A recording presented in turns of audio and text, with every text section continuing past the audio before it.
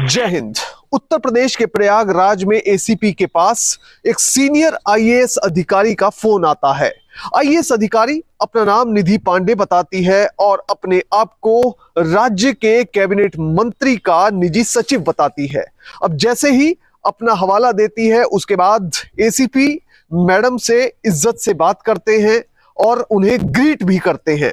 इसके बाद पूछते हैं कि मैडम क्या काम है। आईएएस अधिकारी बताती है कि एक बच्चे का स्कूल में एडमिशन करवाना है, इसलिए आपको तत्परता से काम करना होगा। यह बात सुनकर पुलिस अधिकारी भी कहता है कि मैडम आप निश्चिंत रहिए, हम इस बारे में जरूर कुछ ना कुछ करेंगे। इतना कहकर फोन रख दिया जाता है। इसके साथ ही आईएएस अधिकारी थाना प्रभारी को भी फोन कर देती है और उसको कहती है कि तुम्हारे इलाके में एक स्कूल है जिसमें कि एडमिशन होना है एक बच्चे का, इसलिए आपको सजग रहना होगा और स्कूल के प्रशासन को बताना होगा कि इस बच्चे का एडमिशन करना ही पड़ेगा। थाना प्रभारी भी मैडम की बात सुनकर फौरन हाँ में हाँ मिला देता है। पर जब ये आईएएस अधिकारी बार बार फोन करने लगती है उसके बाद पुलिस अधिकारियों को कुछ शक होता है और फिर खुलती है बड़ी पोल। इस केस के बारे में मैं आपसे बात करूंगा, पर सबसे पहले आपसे अपील कि आप लाखों की संख्या में हमारी वीडियोस को देख रहे हैं पर चैनल को सब्सक्राइब नहीं कर रहे, इसलिए अगर YouTube पर देख रहे हैं तो फौरन चैनल को सब्सक्राइब कीजिए, बेल नोटिफिकेशन ऑन कीजिए और इसके साथ ही कमेंट कीजिए, वीडियो को अधिक से अधिक शेयर कीजिए। फेसबुक पर देख रहे हैं तो पेज को लाइक कीजिए, वीडियो को शेयर कीजिए, कमेंट कीजिए। मैं जानता हूं ये वीडियो आप आखिर तक देखेंगे क्योंकि ये केस अपने आप में अलग तरह का और दिलचस्प केस है। अब ये पूरा मामला है उत्तर प्रदेश के प्रयागराज का। कई पेरेंट्स आमतौर पर अपने बच्चों के एडमिशन के लिए कोशिशें करते हैं, हाथ पैर मारते हैं। अब प्रयागराज में एक ट्यूशन टीचर लगातार फेमस होती जा रही थी। ज्यादातर पेरेंट्स अपने बच्चों को इस ट्यूशन टीचर के पास पढ़ाने के लिए इसलिए भेजते थे ताकि हमारे बच्चों का अच्छी जगह एडमिशन हो सके। लोगों में यह बात प्रचलित होती जा रही थी कि इस ट्यूशन टीचर के पास पढ़ने वाले बच्चे ज्यादातर अच्छे स्कूलों में एडमिशन पा जाते हैं। अब ऐसे में एक दिन इस टीचर के पास एक पेरेंट्स पहुंचते हैं। वो कहते हैं कि हम चाहते हैं कि मैडम हमारे बच्चे का एडमिशन सेंट जोसेफ स्कूल में हो जाए, जो कि एक प्रतिष्ठित स्कूल है। अब ये बात सुनते ही ये टीचर कहती है कि आपके बच्चे का एडमिशन तो हो जाएगा पर उसकी फीस लगेगी, एक्स्ट्रा फीस लगेगी, और क्या आप वो देने के लिए तैयार हैं? पेरेंट्स पहले थोड़ा हिचकिचाते हैं, उसके बाद सीधा सवाल करते हैं कि क्या एक्स्ट्रा फीस लगेगी। उसके लिए टीचर कथित तौर पर 1 लाख रुपए की मांग कर डालती है। वो कहती है 1 लाख रुपए दे दो, तुम्हारे बच्चे का एडमिशन सेंट जोसेफ स्कूल में हो जाएगा। अब यहां पर जब पेरेंट्स ये बात सुनते हैं और एक ऐसी टीचर से सुनते हैं जिसके पास ज्यादातर लोग अपने बच्चों को ट्यूशन पढ़ाने के लिए भेजते थे, तो वो फौरन हामी भर देते हैं और 1 लाख रुपए में सौदा तय हो जाता है। कुछ ही समय में 1 लाख रुपए इस टीचर को पकड़ा दिए जाते हैं और फिर उसके बाद जो कुछ होता है वो अपने आप में प्रशासन के भी कान खड़े कर देता है। पुलिस भी हैरान रह जाती है कि आखिर ऐसा कोई कैसे कर सकता है। 1 लाख रुपए लेने के बाद अचानक से सेंट जोसेफ स्कूल जिस इलाके में पड़ता है उस इलाके के थाना प्रभारी रामाश्रय यादव को एक फोन आता है। उनके सीयूजी नंबर पर यह फोन जब आया तो उसमें दूसरी तरफ से एक महिला बात कर रही थी। इस महिला ने बताया कि मैं सीनियर आईएएस अधिकारी निधि पांडे बोल रही हूं, मैं मंत्री जी की निजी सचिव यानी प्राइवेट सेक्रेटरी हूं और एक जरूरी काम है जिसे ध्यान से सुनो। काम यह है कि सेंट जोसेफ स्कूल में एक बच्चे का एडमिशन करवाया जाना है और इसके लिए तुम्हें पहल करनी होगी, सीधा जाकर स्कूल प्रशासन से बात करनी होगी, उन्हें समझाना होगा और किसी भी तरह से इस बच्चे का एडमिशन वहां पर करवाना होगा। थाना प्रभारी सीनियर आईएएस अधिकारी की जब ये बात सुनता है तो वो मैडम की बात में हाँ मिला देता है और कहता है मैडम मैं अपनी पूरी कोशिश करूंगा। इतना कहकर ये आईएएस अधिकारी फोन रख देती है। अब इसके कुछ देर बाद ACP Civil Lines Shwetab Pandey का फोन बजता है। सरकारी फोन पर जैसे ही घंटी बजी इन्होंने फोन उठाया और दूसरी तरफ से महिला आईएएस अधिकारी निधि पांडे बोल रही थी। इस आईएएस अधिकारी ने फिर से बताया कि मैं राज्य के कैबिनेट मंत्री की निजी सचिव हूं और मेरा नाम निधि पांडे है। जैसे ही अपना इंट्रोडक्शन दिया तो एसीपी सिविल लाइंस मैडम को ग्रीट करते हैं और सम्मानजनक तरीके से बात करने लगते हैं। एसीपी पूछते हैं कि मैडम क्या काम है। उसके बाद आईएएस अधिकारी बताती हैं कि आपके इलाके में एक सेंट जोसेफ स्कूल है जिसमें एक बच्चे का एडमिशन करवाया जाना है जो कि काफी जरूरी है। एसीपी सारी बात को सुन लेते हैं और कहते हैं मैडम आप कृपया फिक्र ना करें, हम अपनी पूरी कोशिश करेंगे।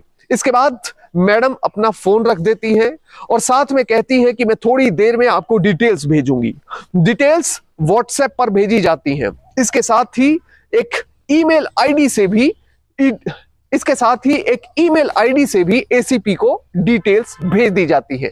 nidhipande.ias1970@gmail.com वाली आईडी से यह ईमेल कर दी जाती है जिसमें कि बच्चे की सारी डिटेल्स लिखी गई थी। इसके बाद एसीपी इस बात को एक रूटीन अधिकारियों द्वारा दिया गया आदेश मानता है और आगे अपने काम में लग जाता है।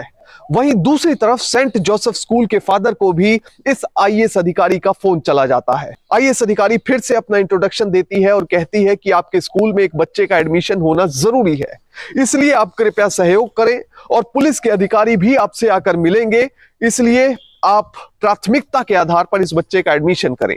फादर भी सारी बात सुन लेते हैं और उन्हें भी उसी ईमेल आईडी से बच्चे की डिटेल्स भेज दी जाती हैं। अब जब यह कम्युनिकेशन फादर के साथ हो जाता है, पुलिस के 2 अधिकारियों के साथ हो जाता है, इसके काफी देर बाद फिर से यह आईएएस अधिकारी हरकत में आती है और यह फिर से पुलिस के एसीपी को फोन लगा देती है। इस बार जो एसीपी को फोन लगाया गया उसमें पूछा गया कि आपने अब तक क्या एक्शन लिया इस मामले में। एसीपी कहते हैं कि मैडम हम अपनी कोशिशों में लगे हुए हैं, आप चिंता ना कीजिए। बस इसके बाद ये कथित सीनियर आईएएस अधिकारी नाराज हो जाती है और एसीपी को देख लेने की बात कहने लगती है और उसे कहती है कि तुम्हें पता नहीं कि कितने सीनियर अधिकारी ने तुम्हें फोन किया है, इसलिए इस काम को प्राथमिकता पर किया जाना चाहिए। अब जब एसीपी को यह सारी बात की जाती है तो एसीपी भी चुपचाप सब कुछ सुन लेता है और कहता है मैडम हम पूरी कोशिश कर रहे हैं। फोन रख दिया जाता है, पर इस बार एसीपी को शक हो चुका था। उसे यह शक हुआ कि इतने सीनियर आईएएस अधिकारी बार बार क्यों फोन कर रही है, व्हाट्सएप पर मैसेज क्यों भेज रही है और उसके साथ ही ईमेल पर जो बच्चे की डिटेल भेजी गई वो भी एक सीनियर आईएएस अधिकारी के लिए करना एक अनयूजुअल बात थी, यानी कि आमतौर पर कोई भी आईएएस अधिकारी ऐसा नहीं करेगा। एसीपी को जब शक हुआ तो उसने प्रयागराज के हनुमान मंदिर चौकी के थाना प्रभारी दिग्विजय सिंह को फोन लगाया। एसीपी ने कहा कि एक नंबर है, उसे ट्रेस करो, उसकी सच्चाई का पता लगाओ। यह महिला मुझे कह रही है कि यह सीनियर आईएएस अधिकारी है, यह महिला क्या सचमुच सीनियर आईएएस अधिकारी है, इस बात का पता लगाओ। इतने में एसीपी ने मंत्री के दफ्तर में फोन किया। मंत्री के दफ्तर में फोन किया तो पता चला कि निधि पांडे नाम की कोई भी आईएएस अधिकारी वहां पर काम नहीं करती है और निजी सचिव जो मंत्री साहब के हैं उनका नाम भी कुछ और है। अब एसीपी पूरी तरह से कंफर्म हो चुके थे कि दाल में कुछ काला है। दूसरी तरफ दिग्विजय सिंह थाना प्रभारी लगातार जांच में लग गए थे क्योंकि एसीपी द्वारा उन्हें काम दिया गया था, पर एक काम एसीपी ने सूझबूझ से किया।